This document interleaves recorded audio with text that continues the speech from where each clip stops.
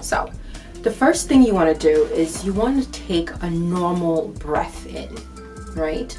So you take a normal breath in, hold it for 3 seconds, and then you exhale as much oxygen as you can out of your lungs.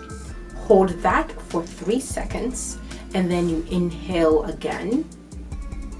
Hold again for 3 seconds, exhale again as much oxygen as you comfortably can, hold for 3 seconds, and inhale again. Okay, so that's pretty much in a jiffy how it works. What happens to your body when you're about to take the second breath? You're going to notice that the second you release to allow oxygen back into your lungs, the air would gush into your lungs, right? It's so much easier for you to take much more air in than your first breath. So your first breath in is, the air is a lot less than the second breath in. There's more volume of air the second time around than the first time around. As you continue this cyclical process, right, your breath, your breathing is going to be more expansive, meaning your lungs are going to expand more, your diaphragm is going to drop, and you're going to be taking a lot more air in much more easily. It's almost like a balloon, right? Think a balloon, an elastic balloon, right? When you squeeze it out, when you squeeze the balloon, the air comes out, and as soon as you let it go, the balloon expands, and like a vacuum, the air is drawn back into the balloon. This is somewhat what's going on in your body, right? So the key to activating your abdominal muscles to pull down your diaphragm, hence expanding your lungs, is to exhale longer than you inhale. All right, I'm going to turn to the side to make it easier to see. I'm going to put my hand in my chest, and I'm going to take my first breath in. Again, it's going to be a normal breath. Nothing special about this breath. In, hold, 3 seconds, 3, 2, 1, release as much oxygen as possible. Hold, 3, 2, 1. Inhale. Hold, 3, 2, 1. Exhale. Hold, 3, 2, 1. Inhale. Hold, 3, 2, 1. Exhale. So you notice in my exhaling, I'm really pushing the air out, right?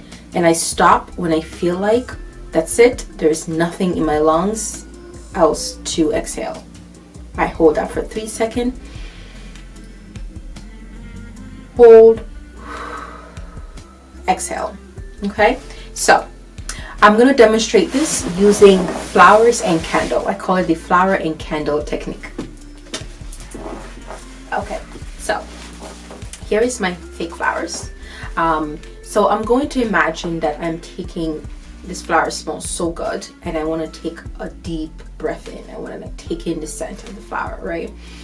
So my first breath is, I smell the beauty, the scent of the flower. I hold it in on the top of my head. And then the next step is I'm now going to blow this candle. Blow as much air out.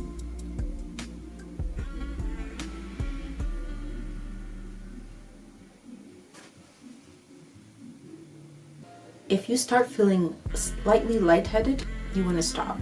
It means you have enough oxygen coming into your body. You're doing it right. As you practice this technique, you're going to feel less and less of that. The other thing you might encounter is you're going to feel a bit sleepy. I almost always feel sleepy if I continue this breathing exercise for more than 3-4 breaths. It's so relaxing, right? And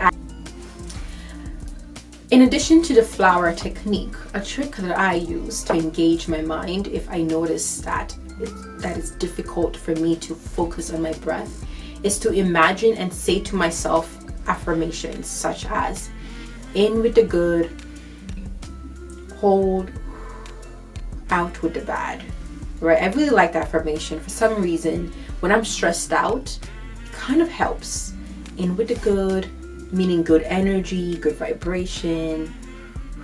Out with the bad energy, bad vibration, the stress, right? You can imagine the stress just leaving your body, flowing through your body, right? Almost like the breath is like a magic entity that comes in, takes in all of the stress and just releases them out into the environment. I find that very effective when I'm on the go, or I'm like super stressed or tense or anxious. That tends to help.